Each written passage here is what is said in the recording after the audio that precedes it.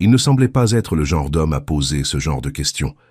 Un homme à la posture droite, au regard ferme, vêtu de vêtements simples mais suffisamment coûteux pour ne pas passer inaperçu de ceux qui portent le silence comme on porte le pouvoir.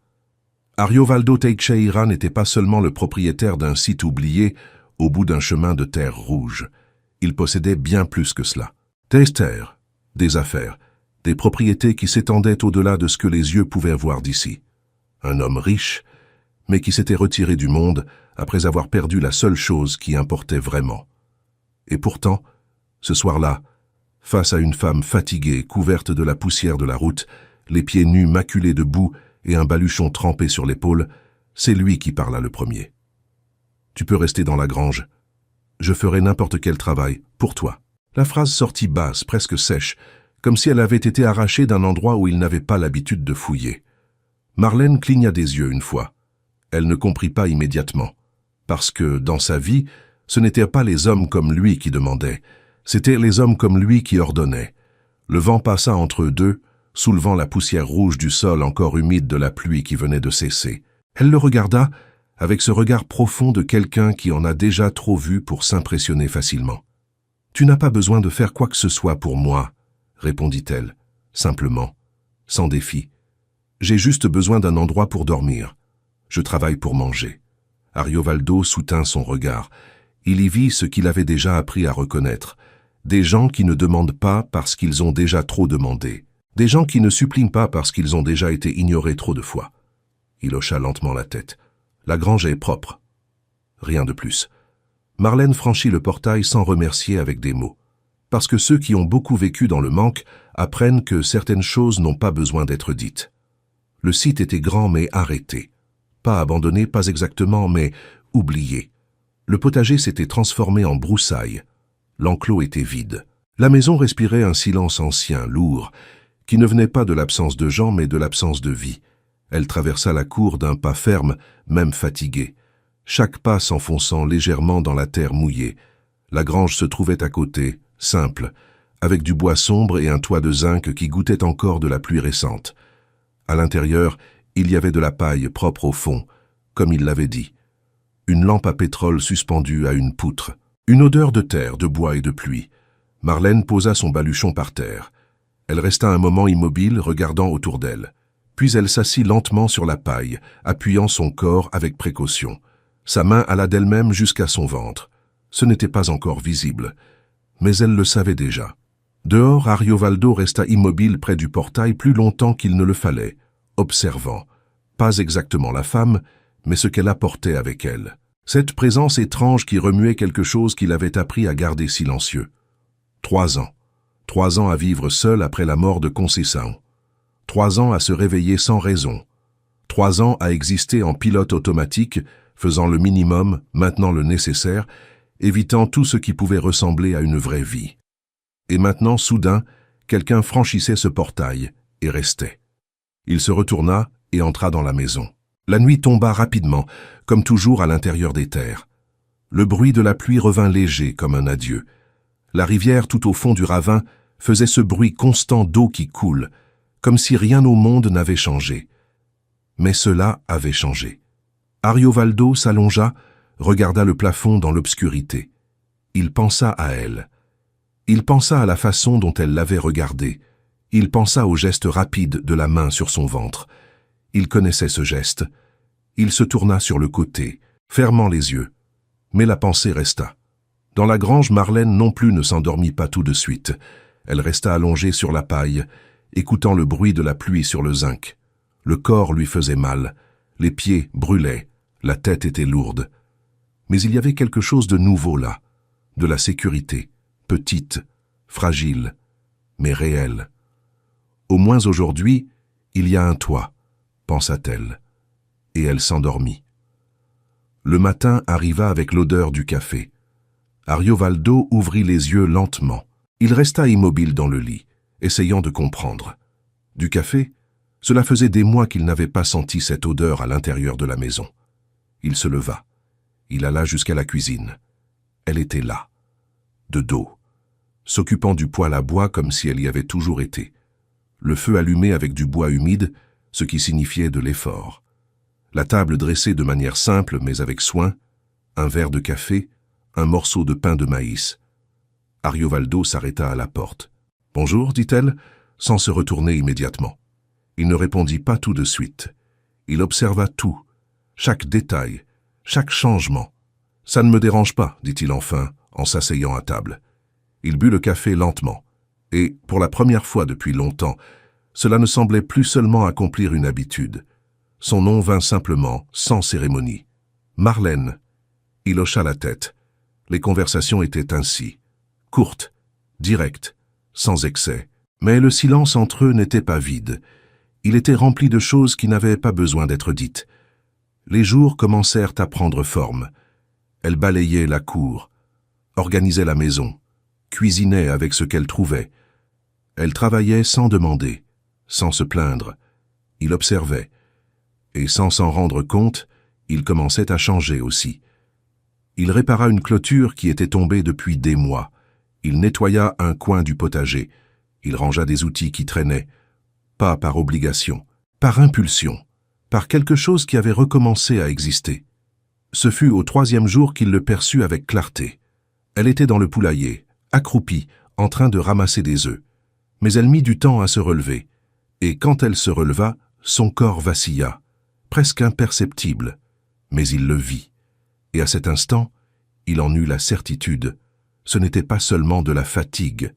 C'était une vie qui grandissait. Il ne dit rien. Mais ce jour-là, quand il revint du travail, il alla directement jusqu'au potager abandonné. Il resta immobile à regarder ce morceau de terre envahi par les mauvaises herbes. Il respira profondément. Il prit la houe. Et il commença à nettoyer. Chaque coup dans la terre était plus qu'un travail. C'était une décision. Marlène le vit de la fenêtre. Et elle comprit. Il n'y avait pas besoin de mots. Cela ne concernait pas le fait de planter. C'était préparé. Pour elle. Pour ce qui venait avec elle. Ce soir-là, le dîner fut différent. Pas dans la nourriture, qui restait simple, mais dans l'air. Quelque chose avait changé. Quelque chose que ni l'un ni l'autre ne nomma. Mais qui était là, présent, et qui grandissait. Le changement ne vint pas d'un coup. Il vint comme tout ce qui est réel vient, lentement, presque invisible au début, jusqu'au jour où on ne peut plus nier qu'il est là. Le potager fut la première preuve. En 3 jours, les mauvaises herbes ne dominaient plus tout. En 1 semaine, il y avait déjà des rangées tracées dans la terre. En 2 semaines, les premières feuilles vertes commençaient à apparaître, timides, mais vivantes. Marlène ne demanda rien. Mais un matin, elle apparut avec un vieil arrosoir de ceux en fer blanc, à moitié troué, qui laissait échapper l'eau sur les côtés. Elle se plaça d'un côté, lui de l'autre, et ils commencèrent à s'occuper de cela ensemble. Sans s'être concertés, sans le dire, c'était ainsi entre eux. Le ventre de Marlène commença à vraiment peser avec le passage des semaines. Au début, ce n'était qu'une fatigue différente. Ensuite vinrent les nausées du matin, la faiblesse, le besoin de s'arrêter au milieu des tâches. Elle s'adaptait toujours. Mais Ariovaldo commença à anticiper. Le seau était déjà rempli avant qu'elle aille le chercher. Le bois était déjà coupé. Les tâches les plus lourdes disparaissaient simplement de sa portée. Rien n'était dit, mais tout était fait. Ce fut un après-midi, alors que le soleil descendait en brûlant le ciel de doré, qu'elle décida de demander « Pourquoi as-tu dit cela ?» Il était appuyé contre la clôture, regardant l'horizon. Il ne se tourna pas immédiatement. « Quoi ?» ?»« Cela, au portail. » Silence. Il réfléchit un moment. Pas comme quelqu'un qui cherche une excuse, mais comme quelqu'un qui essaie de trouver la vérité exacte. « Parce que je ne voulais pas que tu partes. » Aussi simple que cela. Marlène resta silencieuse. Elle ne s'attendait pas à cela, pas de cette façon. Elle regarda le sol, puis le potager, puis le ciel. « Moi non plus, je ne voulais pas, dit-elle enfin.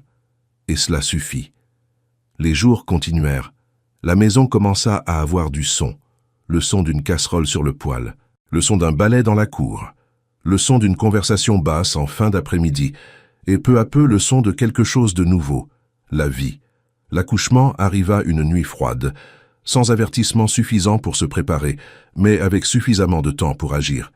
Ariovaldo n'hésita pas. Il prépara le cheval. Il aida Marlène à monter. Il suivit le chemin sombre avec fermeté, chaque virage connu. chaque trou prévu. Elle ne se plaignit pas pendant le trajet, mais il le sentait. Chaque contraction était un silence plus lourd, chaque minute une urgence plus grande. Quand ils arrivèrent chez la sage-femme, le monde semblait suspendu. Et alors vint le cri, petit, aigu, inconfondable. Ariovaldo ferma les yeux à cet instant, parce que ce son, il le connaissait, et il ne s'attendait pas à l'entendre à nouveau. Quand il entra dans la chambre, il vit Marlène épuisée, mais différente. Il y avait de la lumière en elle, et dans ses bras, le petit garçon, petit, enveloppé, vivant. « Il s'appelle Joachim, dit-elle. Il hocha la tête. C'est un bon nom. » Et à cet instant, sans que personne n'ait besoin de le dire, quelque chose se referma, ou peut-être s'ouvrit. Ils retournèrent au site à l'aube, le ciel clair, l'air frais, le monde qui recommençait. Et le site ne fut plus jamais le même. Le cri de Joachim remplit la maison. Mais ce n'était pas un son qui dérangeait, c'était un son qui comblait. Marlène dormait presque pas, Ariovaldo non plus, mais aucun des deux ne se plaignait, parce qu'il y avait un but maintenant, il y avait une raison. La caisse apparut un matin, poncée, propre, tapissée d'un tissu doux. Elle ne demanda rien. Elle resta seulement à la regarder longtemps, et elle comprit. Le petit garçon grandissait vite, et avec lui grandissait quelque chose entre eux deux. Ce n'était pas une passion du début, ce n'était pas un élan, c'était autre chose, plus solide, plus calme, plus vrai. Ce fut au 5e jour qu'elle dit « Tu veux le tenir ?» Il mit une seconde, mais il le prit. Et quand le petit Joachim referma sa main sur son doigt, quelque chose se produisit, pas visible, mais profond. Marlène le vit, et elle ne dit rien, parce que certaines choses ne s'expliquent pas, on les respecte. Le temps passa, le petit garçon commença à sourire, et le premier sourire fut pour lui. Marlène le remarqua, et elle le garda en silence. Le site fleurissait, le potager produisait, la maison respirait, et Ariovaldo n'était plus le même homme. Il était toujours silencieux, toujours ferme, mais maintenant, il y avait de la chaleur dans son silence. Il y avait de la présence. Il y avait un choix. Ce fut une nuit quelconque que le passé apparut. 2 hommes au portail, l'un d'eux connu, né ici, le beau-père, celui qui l'avait chassé, celui qui revenait maintenant, avec une conversation douce, un intérêt caché. Mais Marlène n'était plus la même. Elle le regarda, et elle dit non, sans hésiter, sans peur, parce que maintenant, elle avait où rester, et elle avait quelqu'un qui restait avec elle. Ariovaldo ne haussa pas la voix. Il ne discuta pas. Il ferma simplement le portail, et cela suffit. Les hommes s'en allèrent, et ils emportèrent avec eux ce qui restait du passé.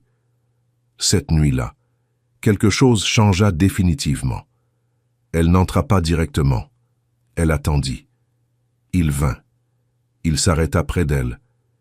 Et Joachim, comme toujours, attrapa son doigt. Ce fut alors qu'elle posa la tête sur son épaule, lentement, sans certitude, mais avec courage, et l'épaule resta, sans mouvement, sans parole, mais ferme, comme la terre, comme la maison, comme un endroit qui ne s'en va pas.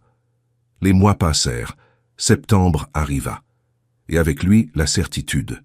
Joachim grandissait fort, la maison vivait pleine, et l'amour avait trouvé une façon d'exister là, sans hâte, sans annonce, mais entier. Un après-midi, au bord de la rivière, les 3 restèrent à regarder l'eau, le petit garçon sur les genoux, le silence entre eux, et alors elle dit « J'ai peur ». Il répondit « Moi aussi ». Et il n'en fallut pas plus, parce que la vérité, quand elle est partagée, devient plus légère. Le petit garçon tendit la main, il attrapa son doigt, et, sans s'en rendre compte, il les unit à nouveau.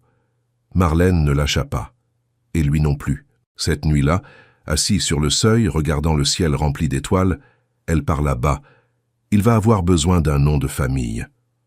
Ariovaldo respira profondément et répondit « Teixeira est un bon nom ». Elle hocha la tête. Et à cet instant, tout prit sens, parce que certaines familles ne naissent pas du sang. Elles naissent du choix, de la présence, de celui qui reste. Et Ariovaldo resta, comme la terre ferme reste. Le temps continua sans hâte, comme la rivière là en bas, emportant ce qui faisait mal et laissant rester ce qui en valait la peine. Joachim grandissait entre des pas fermes et des bras sûrs, apprenant avant les mots qui était celui qui demeurait. Marlène ne comptait plus les jours pour partir, parce qu'elle avait arrêté de partir. Ariovaldo ne cherchait plus le silence pour cacher le vide, parce que le vide ne commandait plus. Et dans cette maison simple, où auparavant il n'y avait que l'absence, maintenant il y avait un commencement. Pas parfait, pas facile, mais réel. Et quand la nuit tombait et que les étoiles s'allumaient, les trois étaient là, ensemble, exactement là où ils devaient être,